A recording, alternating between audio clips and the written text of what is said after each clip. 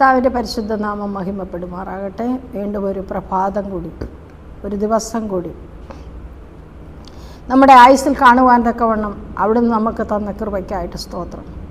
സംഭവ ബഹുലമായ യുദ്ധഭീതിയുള്ള ദിനരാത്രങ്ങൾ, ഓരോ ദിനരാത്രങ്ങളും കഴിയുമ്പോൾ പ്രഭാതം പുലരുന്ന ഇത് കാണുവാനും ദൈവത്തെ മഹത്വപ്പെടുത്തുവാനും അത് ആസ്വദിക്കുവാനും ഒക്കെ തരുന്ന അവിടുത്തെ കരുണയെ ഓർത്ത് സ്തുതിക്കാം.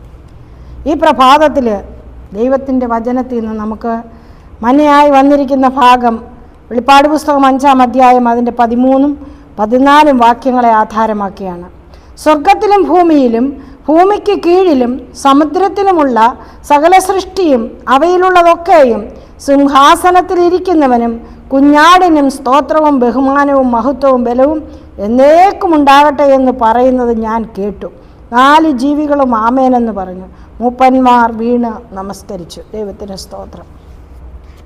ഇവിടെ വിശ്വം മുഴുവനും ആരാധിക്കുന്ന ഒരാരാധനയെക്കുറിച്ചാണ് ഇവിടെ യോഹന്നാൻ അപ്പോസ്തലൻ ഈ ദർശനത്തിൽ രേഖപ്പെടുത്തിയിരിക്കുന്നത്. ഈ ആരാധനയിൽ ആരെല്ലാം ഉൾപ്പെടുന്നു എന്നും അവിടെ പറയുന്നുണ്ട്. സ്വർഗം, ഭൂമി, ഭൂമിക്ക് കീഴിലുള്ള സമുദ്രം, സകല സൃഷ്ടി അവയിലുള്ളതെല്ലാം, സിംഹാസനത്തിൽ ഇരിക്കുന്നവനും കുഞ്ഞാടിനും സ്തോത്രവും ബഹുമാനവും മഹത്വവും ബലവും എന്നേക്കും ഉണ്ടാകട്ടെ എന്ന് പറയുന്നത് ഞാൻ കേട്ടു. 4 ജീവികളും ആമീനെന്ന് പറഞ്ഞു. ആ സമയത്ത് കണ്ടത് മൂപ്പന്മാർ വീണ് നമസ്കരിക്കുന്ന കാഴ്ചയാണ്. ഇവിടെ നമ്മുടെ ക്രിസ്തീയ എക്സ്പീരിയൻസാണ്, നമ്മുടെ അനുഭവം, ആരാധനയുടെ അനുഭവം ഇവിടെ നമ്മൾ മനസ്സിലാക്കണമെങ്കിൽ കർത്താവിൻ്റെ ഈ ഭൂമിക്ക് വേണ്ടി ചെയ്തതായ താഴ്മ എത്ര വിലയേറിയതാണെന്ന് നമ്മൾ മനസ്സിലാക്കേണ്ടതുണ്ട്. നമ്മുടെ ബുദ്ധിക്ക് മനസ്സിലാക്കുവാൻ കഴിയാത്ത തരത്തിലാണ് കർത്താവ് എളിയവരെ തേടി ഈ ഭൂപ്പരപ്പിലേക്ക് വന്നത്. അപ്പോസ്തലനായ പൗലോസ് ഫിലിപ്പിയ ലേഖനം 2-ാം അധ്യായത്തിൽ വളരെ വ്യക്തമായിട്ട് ആ ഭാഗം വിവരിക്കുന്നത് നമുക്ക് കാണുവാൻ തക്കവണ്ണം കഴിയും. ഇവിടെ ഫിലിപ്പിയ ലേഖനത്തിൽ 5-ാം വാക്യം മുതൽ നമുക്ക് താഴോട്ട് വായിക്കുമ്പം കർത്താവ് എങ്ങനെയാണ് ഈ ആരാധനയ്ക്ക് യോഗ്യനായി തീർന്നതെന്ന് വളരെ വ്യക്തമായിട്ട് ഒരു വിശ്വാസിക്ക് മനസ്സിലാക്കുവാൻ അദ്ദേഹം എഴുതിയിരിക്കുകയാണ്. അവൻ ദൈവരൂപത്തിലിരിക്കുമ്പോഴാണ് ഈ ഉത്തരവാദിത്വത്തിലേക്ക് ഇറങ്ങി വരുവാൻ ഇടയായിത്തീർന്നത്. അവൻ ദൈവരൂപത്തിലിരിക്കുമ്പോൾ ആ ദൈവരൂപത്തിലിരിക്കുന്ന ആ വ്യക്തിക്ക് ദൈവത്തോടുള്ള സമത്വത്തിലിരിക്കുന്നത് വിട്ടുകളഞ്ഞുകൊണ്ട് ദാസരൂപം എടുത്ത് മനുഷ്യ സാദൃശ്യത്തിലായി ദാസരൂപമാണ് എടുത്തത്. ഒരു ദാസൻ്റെ രൂപം മനുഷ്യ സാദൃശ്യത്തിലായി. എങ്ങനെ മനുഷ്യ സാദൃശ്യത്തിലായി? തന്നെത്താൻ ഒഴിച്ചു.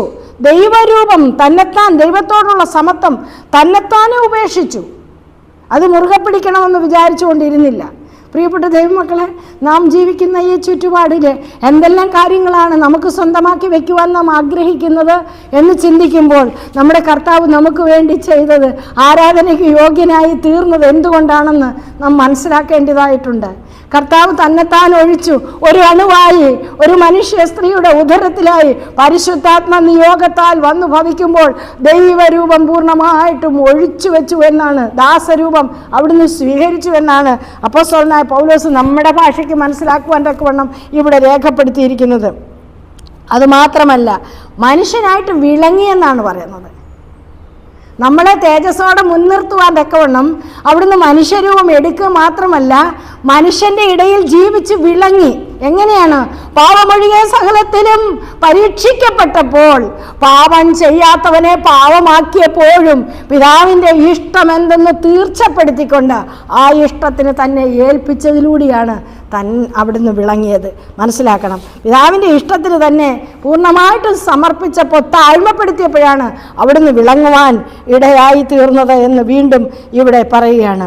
മാത്രമല്ല, താഴ്ത്തിയെന്ന് പറഞ്ഞാൽ വെറുമൊരു താഴ്ത്തക്കമല്ല, മരണത്തോളം, സാധാരണ മരണമല്ല, ക്രൂശിലെ മരണത്തെ, ഹീനമായ മരണത്തോളം തന്നെ താൻ താഴ്ത്തിയെന്നാണ് ഇവിടെ വളരെ വ്യക്തമാക്കുന്നത്.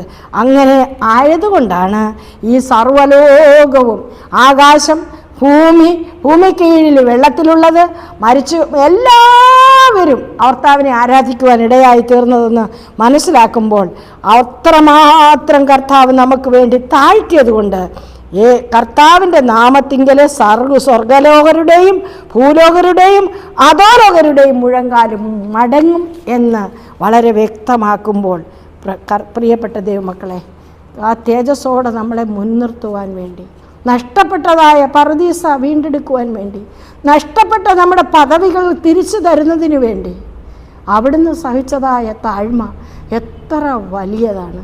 അതുകൊണ്ടാണ് അറുക്കപ്പെട്ട കുഞ്ഞാട് സകല ലോകത്തിൻ്റെയും ആരാധനയ്ക്ക് പാത്രീഭൂതനായി തീർന്നത് എന്ന് നാം മനസ്സിലാക്കുമ്പോൾ കർത്താവ് എല്ലാ സ്തുതികൾക്കും അവിടുന്ന് മാത്രമാണ് യോഗ്യനായി ഭവിക്കുന്നത്. അതുകൊണ്ട് ആ സ്തുതി നമുക്കും അവിടെ പോയി അർപ്പിക്കുവാൻ, മൂപ്പന്മാരോടൊത്ത് കർത്താവിനെ ആരാധിക്കുവാൻ, ആ മനോഹരമായ കാഴ്ച നമ്മുടെ ജീവിതത്തിൽ പ്രാപിക്കുവാൻ, ആ സുദിനത്തിനായി വാഞ്ചിക്കുവാൻ ഈ വചനം നമ്മളെ നടത്തട്ടെ എന്ന് ഞാൻ പ്രാർത്ഥിക്കുകയാണ്. കർത്താവ് നമുക്ക് വേണ്ടി ചെയ്തത്, അവിടുന്ന് താഴ്ന്നു വന്ന അനുഭവം നമ്മുടെ ജീവിതത്തിൽ നാം സ്വന്തമാക്കി വച്ചിരിക്കുന്ന നമ്മുടേതെന്നുള്ളതിന് വിട്ടുകളയാൻ പറ്റാത്തതെല്ലാം കർത്താവിൻ നിമിത്തം നാം വിട്ടുകളഞ്ഞുകൊണ്ട് അവിടുന്ന് മാത്രം ആരാധനയ്ക്ക് യോഗ്യനായതുകൊണ്ട് അവിടുത്തെ ആരാധിക്കുവാൻ നമ്മെയും ഒരുക്കുവാൻ ഈ വചനം നമ്മളെ ഈ പ്രഭാതത്തിൽ സഹായിക്കട്ടെ എന്ന് പ്രാർത്ഥിക്കുന്നു. ദൈവം നമ്മെ അനുഗ്രഹിക്കട്ടെ. ആമേൻ. നമുക്കൊരു വാക്ക് പ്രാർത്ഥിക്കാം. കരുണയുള്ള ദൈവമേ, സ്വർഗീയ പിതാവേ, അനുഗ്രഹിക്കപ്പെട്ട ഈ വചനത്തിനായി നന്ദിയോടെ സ്തോത്രം ചെയ്യുന്നു. അങ്ങയുടെ താഴ്മ ഞങ്ങൾക്ക് സ്വന്തമാക്കുവാൻ തക്കവണ്ണം അവിടുന്ന് ഞങ്ങളെ ഉടച്ചു വാർക്കണമേ എന്ന് പ്രാർത്ഥിക്കുന്നു കർത്താവേ. അവിടുത്തെ സൗമ്യത അടിയങ്ങളെ വലിയവരാക്കുവാൻ തക്കവണ്ണം അവിടുത്തെ നുഖത്തിൻ കീഴിൽ ഒരുമിച്ച് കർത്താവെ യാത്ര ചെയ്യുവാൻ ഞങ്ങളെ ഒരുക്കണമേ എന്ന് പ്രാർത്ഥിക്കുന്നു.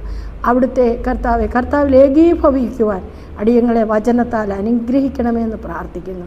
ദൈവമേ, ഈ വചനം തന്നതുകൊണ്ട് വീണ്ടും നന്ദി പറയുന്നു.